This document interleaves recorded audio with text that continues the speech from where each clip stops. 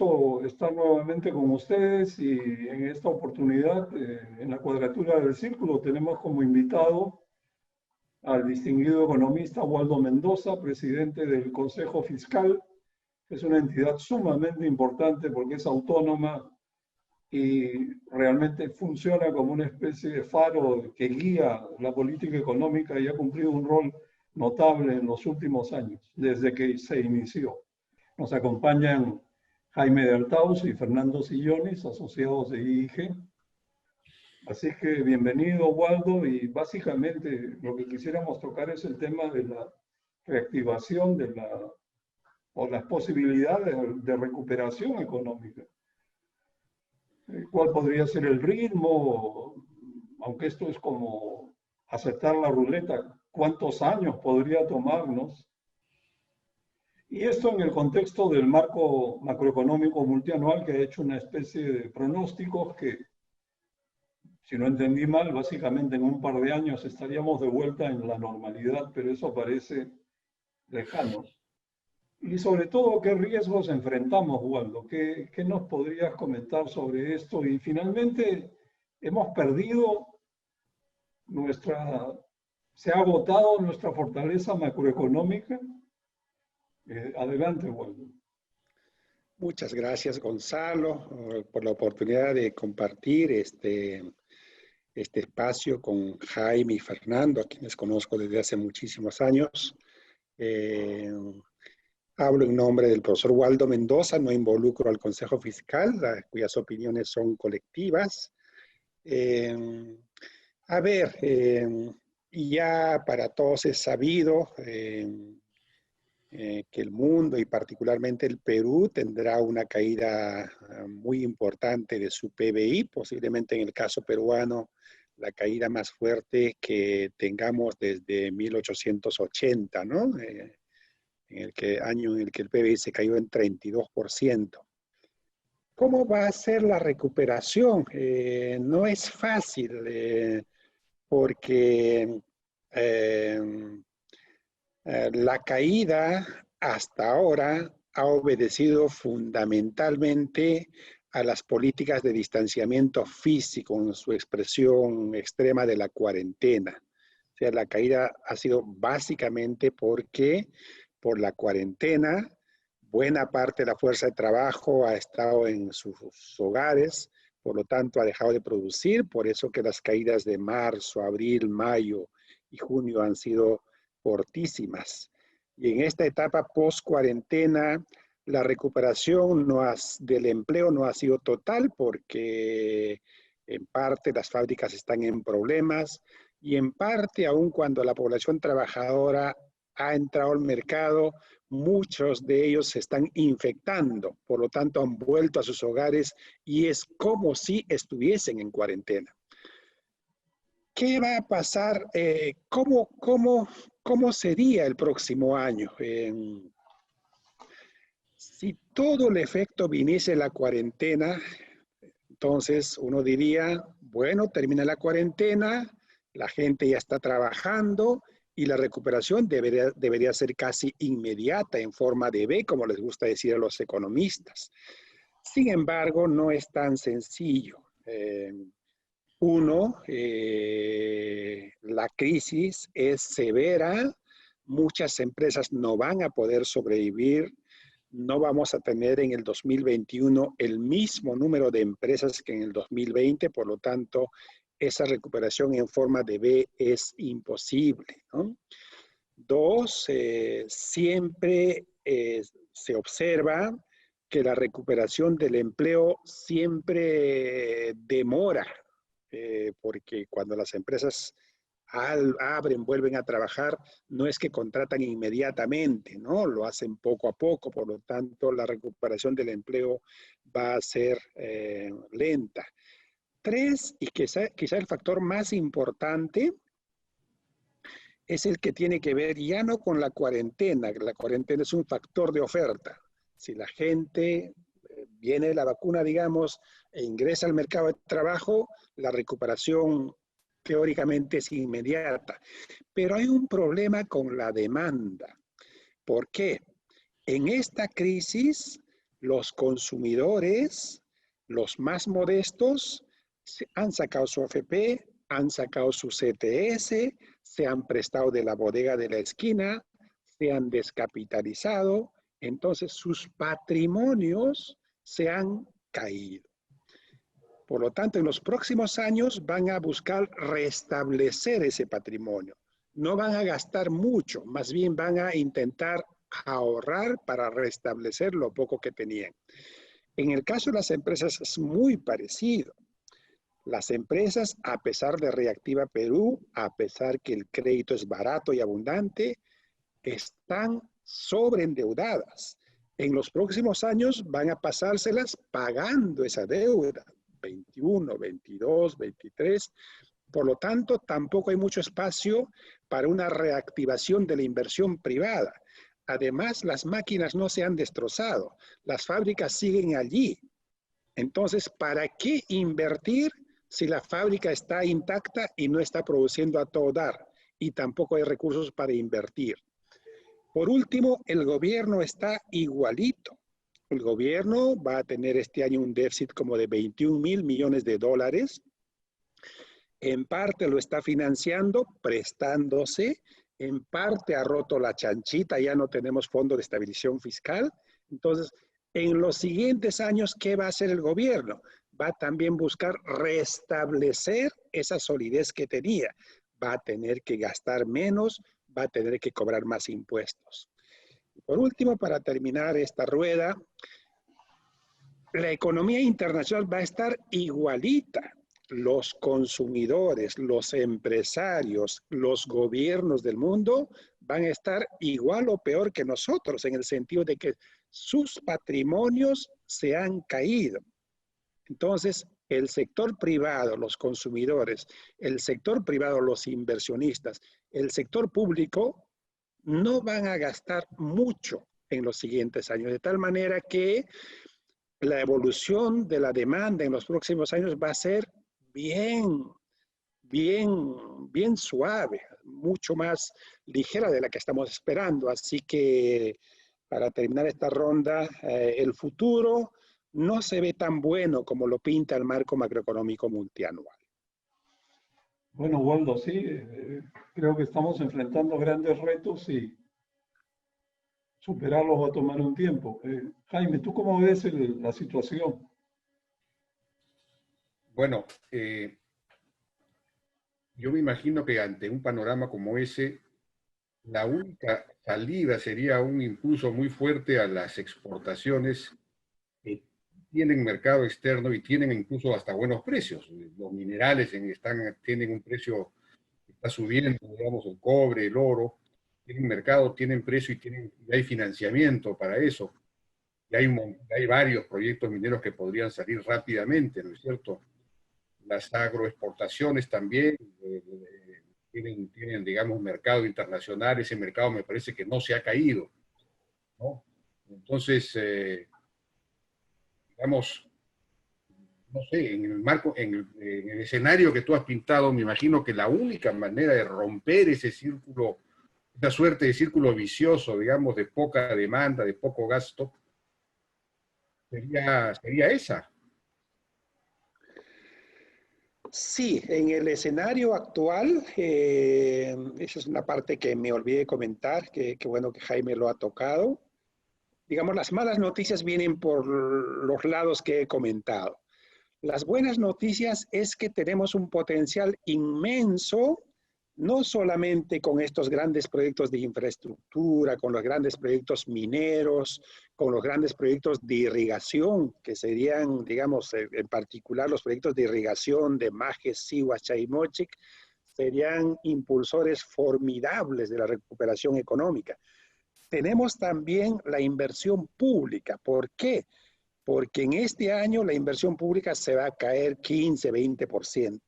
Solo por ese hecho hay fondos para poder invertir en los siguientes años. Además, por lo del canon minero y gasífero, los gobiernos regionales y locales tienen como 6.000 millones de soles que también están listos para ser gastados. O sea que desde el lado de la inversión pública no hay límites, por lo menos en el corto plazo, de financiamiento. Es cuestión de ponerlos a andar. Y en el caso de la línea 2 del metro, del aeropuerto, de Chavimochic, de Máger, los productos mineros, allí teóricamente tenemos un potencial inmenso, ¿no? La pregunta que habría que hacerse es, ¿por qué están parados? ¿Qué es lo que impide? ¿Cuál es el cuello de botella, ¿no? Entonces, Chavimochic, por ejemplo, se sabe que estaba a cargo de Odebrecht y había que cambiar de concesionario. Entonces, pero creo que allí hay un potencial inmenso, Jaime, que nos puede sacar en estas circunstancias en donde no van a haber otros motores, nos pueden ayudar de una manera muy, muy importante. Fernando, adelante. Nuevamente, es tan evidente, ¿no?, que la salida tiene que venir por el lado de la inversión privada, en primer lugar, y pública, en segundo lugar, hablando de cuantía, ¿no? Los proyectos mineros que tienen mercado podrían generar una inyección enorme, enorme. Ya sabemos que la minería en su fase de inversión emplea más que en su fase de operación y genera una gran demanda de bienes y servicios para la pequeña y mediana industria. O sea, ahí hay la salida. Después, como Waldo bien dice, la infraestructura grande, las irrigaciones, las carreteras, las ferrovías, tipo concesiones, ¿no? Entonces, ¿por qué no salió eso en el pasado? No tendría por qué salir si es que nada cambia, ¿no? Porque no han salido por actitud del gobierno de no facilitar las inversiones. Es evidente que los procedimientos, los trámites, las actitudes, todo jugó en contra. Y Tía María es pues el libro abierto, ¿no? Tía María era la inversión de 1.500 millones de dólares que estaban sobre el tapete y fue el presidente Vizcarra, el ministro de entonces de Energía y Minas, el gobernador de Arequipa, todo el aparato estatal se puso en contra de la inversión. Si eso no cambia, olvídate de minería, olvídate de infraestructura, porque igualito, así como no salió Chavimochic y no salió Maje Siguas, en Maje Siguas no está Odebrecht y tampoco sale, ¿no? Porque no hay esa voluntad. Hemos tenido reuniones muy interesantes, Waldo, con gente que conoce a Proinversión por dentro y dice que es inviable, ¿no? Hay 300 funcionarios que lo único que hacen es flotar y no destraban nada, ¿no? Entonces, yo agregaría, ¿no? La salida la conocemos, es inversión, ¿no? En infraestructura y en minería, y seguramente otras cosas. Pero si no hay un cambio de actitud, si no hay una verdadera voluntad de simplificación administrativa, de transformación digital del Estado, no va a salir.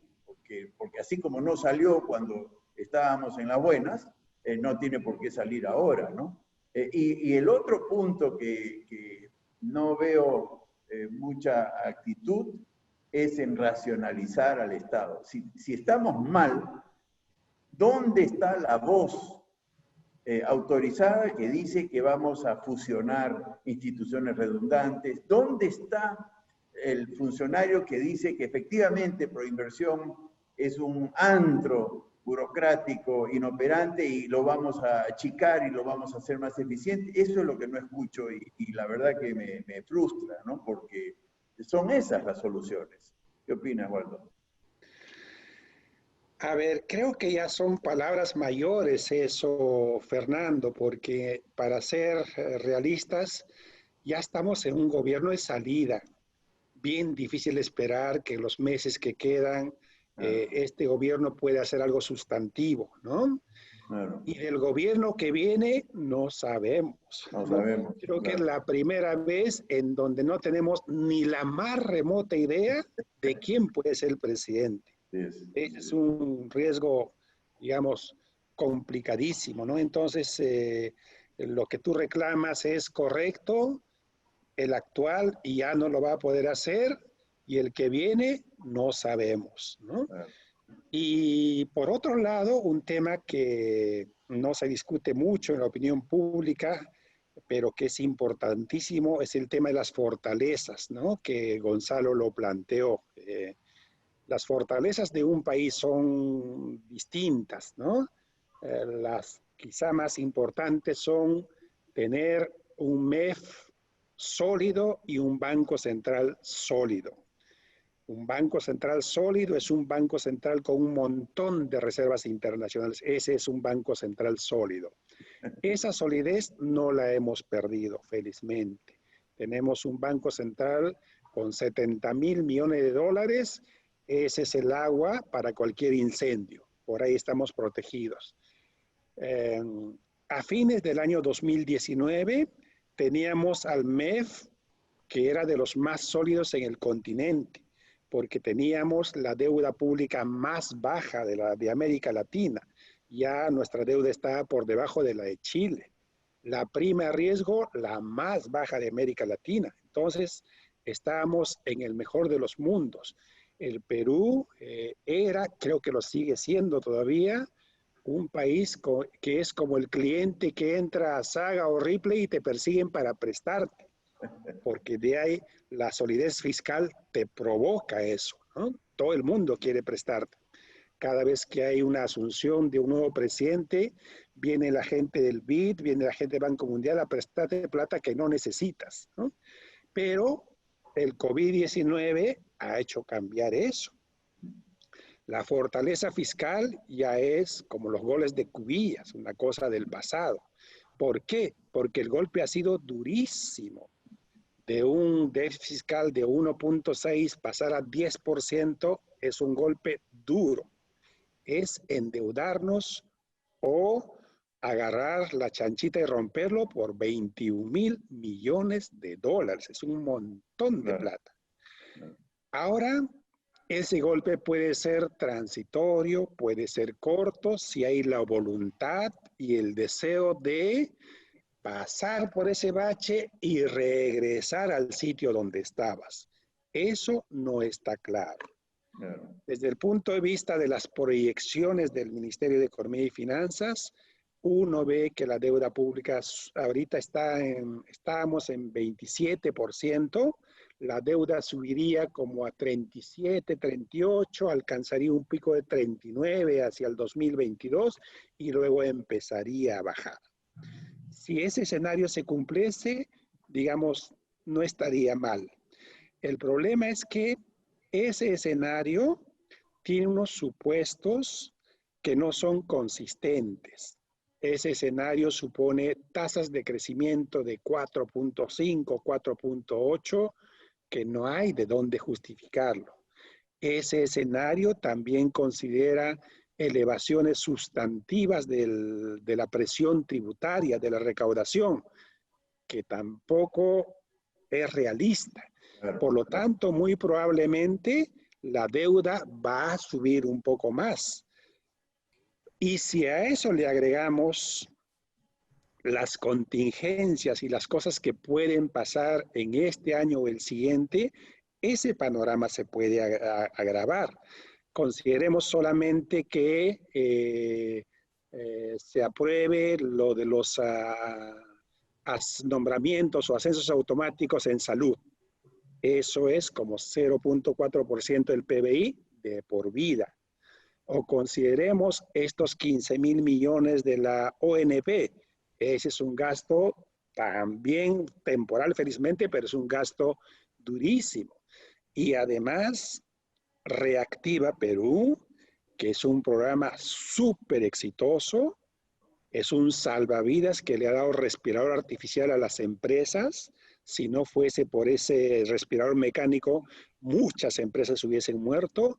No es gratuito. Reactiva Perú tiene una garantía estatal. Son 60.000 millones de soles que los bancos han prestado a las empresas. Y si las empresas no pagan, es el Estado el que tiene que pagar. Otro impulso más a la deuda pública. ¿Ya? Se estima que más o menos la quinta parte o la cuarta parte de esos 60.000 no van a ser pagados. Entonces, en algún momento el gobierno va a tener que pagar. Por lo tanto, sumando y todo eso, y las cosas que pueden venir hacia adelante, En una de esas la deuda pública sube mucho más y retrocedemos 20 o 25 años. Una cosa que no se entiende mucho es ¿por qué es importante tener una deuda pública baja? Un ejemplo sencillo. En 1990 teníamos una deuda pública que alcanzaba el 90% del Producto Bruto Interno. 90%. En ese año, solo por intereses de la deuda pública, solo intereses, no amortizaciones, pagábamos 9% del Producto Bruto Interno. Es decir, casi el doble de lo que gastamos todos los años en inversión pública.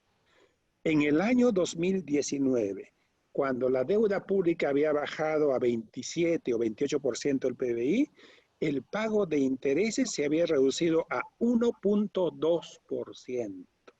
O sea que le hemos ganado como 8 puntos para poder gastar en lo mejor. Entonces, ese es el beneficio de tener una deuda pública baja.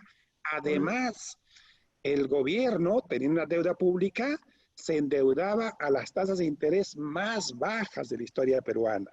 Y esas tasas de interés bajísimas del Estado contagian, son como un faro para las tasas de interés del sector privado. El sector privado nunca, como en el 2019 o principios de este año, ha podido acceder a crédito abundante y barato. Si perdemos eso, entonces volvemos a pagar altos intereses de la deuda, las tasas de interés subirán, ya estamos en otro mundo. Aldo, perdón, Waldo, si me permites, veo que el tema de la reactivación de las inversiones es fundamental, tanto pública como privada. Quería agregarlo por el comentario de Fernando, pero bueno, tampoco es tarde para hacerlo, pero tenemos un stock de proyectos de inversión, como bien dice Waldo, grandes proyectos mineros. Leímos en la portada de gestión que el embajador chino comenta que quisiera apoyo para poder destrabar grandes inversiones chinas en 3 proyectos mineros sumamente importantes. El hecho es que hay mucha inversión minera trabada. O no empieza o sufre conflictos sociales a menudo. Las APPs no caminan. Najesiguas empezó en el 2010, Chavimochic en el 2013. Eso no tiene visos de solución. Lo que pasa es que nos hemos acostumbrado a estos ciclos de inversión de proyectos que duran 9 o 10 años. Lo que pasa es que también, como en el camino se agregan nuevos y la economía, mal que bien, continúa funcionando, no se siente. Ahora lo vamos a notar. Tampoco camina el gasto público. Según la Contraloría, en Infoobras, a julio del 2018, habían 16.800 millones de soles en obras públicas, 867 obras paralizadas. Y esto es el 56% del monto devengado anual promedio en los últimos 10 años. Por otra parte, el devengado anual promedio es como 30.000 millones de soles. Y 39% de las obras públicas paralizadas tienen avances menores al 20%. Teníamos información antes de que en el MTC las obras de construcción de carreteras, por ejemplo, promedian 9 años en terminarse. El Perú es el país donde las obras empiezan y no se terminan. Y es imposible hacer un seguimiento. Esto hay que cambiarlo. El problema, creo, es la falta de institucionalidad. Porque si la tuviéramos en orden, no importaría el ciclo político. Acá vivimos a expensas del ciclo político. Y el ciclo político que nos espera el próximo año es brutal. Así que va a ser difícil poner en marcha estas inversiones, pero por lo menos es bueno saber dónde estamos parados. El otro tema que me preocupa mucho, Waldo, y quisiera ver cómo enfocas esto. Necesitamos gastar menos y recaudar más, señalas. Completamente de acuerdo. Porque si no, no vamos a tener fuerza para reactivar la economía. ¿Cierto? Pero ¿cómo se puede sostener una economía con 80% de informalidad económica. Creo que hemos vivido sin verlo o sin querer verlo en una especie de pseudo zona de confort respecto a la informalidad, tanto para los políticos como para los empresarios formales. O sea, todos más o menos cómodos con una situación más o menos ordenada. Pero ahora que estalló la pandemia, nos hemos dado cuenta cuán frágil es este estatus. ¿Cómo se puede proyectar el futuro con semejante informalidad, que además debe haber crecido en los últimos meses? Ese es un tema mucho más complejo, visto desde el lado de la informalidad. A mí me gusta más verlo por el lado del autoempleo, ¿no? Que es un término más preciso. El término informal es un poco más amplio, más gaseoso. Tenemos muchos autoempleados, ¿no? El autoempleo, por definición, es un trabajo que está en servicios, en comercio, son sectores de baja productividad. Y el Perú es, en América Latina, solo nos gana Bolivia y Haití, el país con más autoempleados, ¿no? En parte, la estrategia contra el COVID ha fracasado porque tenemos un montón de autoempleados cuyos ingresos son diarios e imposible que estén sin trabajar. Entonces, según la literatura, según la experiencia internacional, el autoempleo y la informalidad difícilmente pueden ser combatidos si no es a través del crecimiento económico, si no es a través del crecimiento de las empresas formales. Por ejemplo, el crecimiento de la agroexportación debe haber hecho caer la informalidad un montón. ¿Por qué? La idea es que de informal o autoempleado te vuelves asalariado, te vuelves formal. Entonces, por eso que no hay experiencias históricas de caídas sustantivas de la informalidad, sino es a través del crecimiento rápido del sector moderno, capitalista. Ese es un tema. Con respecto a la recaudación, está asociado al autoempleo, a la informalidad. Cuando uno mira la recaudación del gobierno central como porcentaje del PBI, en los últimos 50 años, 14, 15%, por un ratito más abajo, por un ratito más arriba, pero ahí estamos hace casi medio siglo. Entonces uno se pregunta, ¿cómo no pueden subir eso? Entonces, en realidad, cuando tienes a un 60, 70% informal, no hay manera humana de recaudar más, porque en realidad toda esa recaudación viene de una parte pequeña de la población. Entonces, es como un diagnóstico correcto, pero no hay receta. Por eso que cuando en los distintos documentos nos dicen vamos a aumentar la presión tributaria, todo eso es verso. Hace 40 años que seguimos diciendo lo mismo. No hay mucho más espacio con la informalidad, con el autoempleo, no hay mucho más espacio para recaudar más, ¿no? Entonces, correcto, pero Waldo, hay un tema que llama la atención. Tuvimos un par de décadas, por lo menos, o bueno, si quieres 3 décadas de crecimiento continuo, un modelo bastante exitoso en la parte fiscal y macroeconómica. El Perú ha llegado a estar en posición número 1 en el mundo en fortaleza fiscal, que es sensacional, pero puesto 80 en muchas otras cosas. Sin embargo, ¿qué pasó? ¿No hubo chorreo? La informalidad se ha mantenido, no es que haya variado mucho y bueno, parece que nos hemos acostumbrado, ¿no? Creo que Jaime quiere intervenir.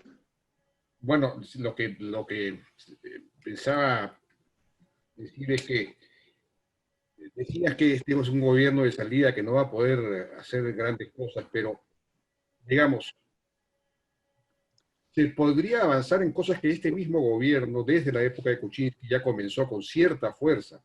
Por ejemplo, los análisis de calidad regulatoria, la simplificación administrativa, que es un proceso que comenzó, que podría pues darle mucho más fuerza. Eliminaron como 30% de los trámites, pero muchas veces no los más importantes. Hay un programa del BID, del Banco Mundial, para financiar análisis de calidad regulatoria o ¿cómo le llaman? Los RIA, ¿no? Para revisar en qué medida las normas que regulan la actividad económica misma son positivas o son contraproducentes, es decir, generan más costos que beneficios. Entonces, para derogar todas las normas que son trabas en el fondo, ¿no? Eso podrían empezar a hacerlo con cierta fuerza, ¿no? Para facilitamos restablecer niveles de libertad económica, ¿no? Limpiar un poco esta opresión regulatoria sobre todos los emprendimientos públicos. Eso es una cosa que podrían darle fuerza si tuvieran cierta conciencia, por ejemplo, ¿no?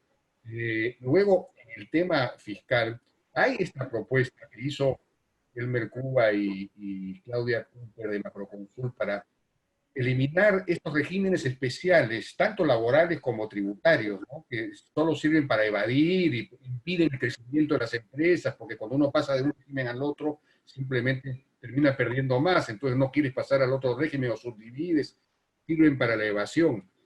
Entonces, reemplazar esos regímenes con una escala gradual y progresiva, ¿no? Que permite el crecimiento, no disuada el crecimiento. Hay cosas que se podrían hacer ahora, ¿no?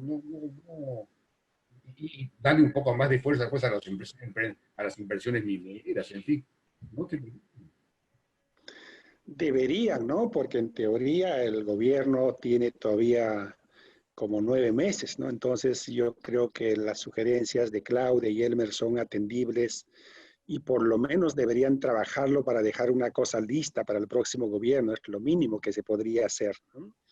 Con respecto a la pregunta de Gonzalo, de los 90s, hay un libro que seguramente lo han leído, creo que es lo mejor que se ha escrito en los últimos 20 años de este economista Acemoglu y el cientista político Robinson, ¿Por qué fracasan las naciones?, que nos dice que los grandes cambios, las grandes reformas, las revoluciones, para bien o para mal, solo se dan en ciertas coyunturas críticas. No es que uno pueda hacer una reforma estructural grande en tiempos normales. Eso no existe.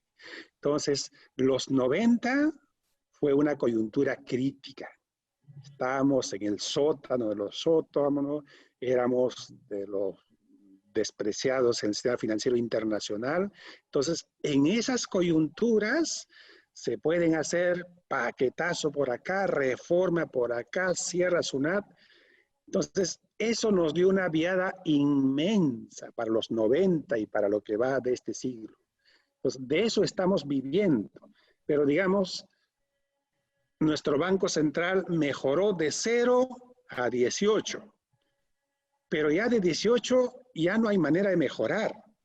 Nuestro MEF subió de 0 a 18. Algo se puede mejorar, pero digamos, eso nos dio un gran empujón junto con las reformas estructurales, las políticas a la minería. De eso hemos vivido las 3 últimas décadas. Pero ya, Banco Central, ¿qué más puede mejorar? Lo hacen muy bien. Entonces, tenemos que buscar otras razones, otros motivos que nos den un nuevo impulso. Por eso que es tan complicado. Eso le ha pasado a los chilenos también. Luego de la crisis fortísima del 83, quiebras bancarias, economía hasta las patas, reforma y de eso vivieron. Alcanzaron un techo. Chile en los próximos años crecerá a 1 o 2% al año y por bastante tiempo. Ya fue por distintos motivos más sociológicos, distributivos. Entonces, en el Perú estábamos en camino a eso también, a estabilizarnos, y nos ha agarrado el COVID. En una de esas, el COVID es una coyuntura crítica, pero Acemoglu nos dice, la coyuntura crítica te permite hacer grandes cambios. Los grandes cambios pueden ser buenos o pueden ser malísimo, pero nos dan la oportunidad de hacer grandes cambios. Nos podemos ir al abismo o al cielo. Ahí está, creo que así está el 2021, ¿no? Bueno, creo que podemos cerrar esto y muchísimas gracias a todos con una nota de esperanza y optimismo, entonces, porque en las próximas elecciones nos estamos jugando el futuro y creo que si elegimos bien, es posible hacer estos grandes cambios justamente ahora porque todo está maduro como para impulsarlo. Y me da la impresión que el gran reto que tenemos es la informalidad y la falta de capacidad de gestión del Estado. Si esto se lograra manejar, tendríamos un futuro asegurado y bueno, creo que debemos mantener la fe y seguir empujando. Muchísimas gracias, Waldo. Muchas gracias, Jaime. Muchas gracias, Fernando. Será hasta la próxima cuadratura del ciclo. Gracias. Hasta luego.